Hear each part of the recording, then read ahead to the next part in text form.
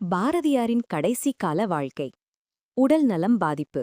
British ஆட்சியின் துன்புறுத்தல், வறுமை, மன அழுத்தம் காரணமாக பாரதியாரின் உடல் நலம் மெதுவாக குன்றியது. கோவில் சம்பவம். ஒருநாள் திருவல்லிக்கேணி, அதாவது ட்ரிப்ளிகேன் பார்த்தசாரதி கோவிலில் கோவில் யானை பாரதியாரை தள்ளியது. அதனால் தலை மற்றும் உடலில் பலத்த காயம் ஏற்பட்டது.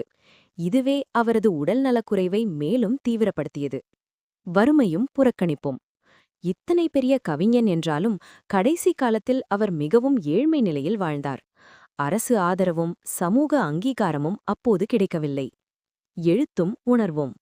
கடைசி வரை கூட தேசபக்தி, சமத்துவம், பெண்சாதி குரல் பற்றிய எண்ணங்களை அவர் விடவில்லை. என்றென்றும் விடுதலை என்ற நம்பிக்கையோடு வாழ்ந்தார். மறைவு. தேதி 11 செப்டம்பர் 1921. வயது 39. இளம் வயதிலேயே இந்த உலகை விட்டு பிரிந்தார் மகாகவி. மரணத்திற்கு பின் கிடைத்த மகிமை.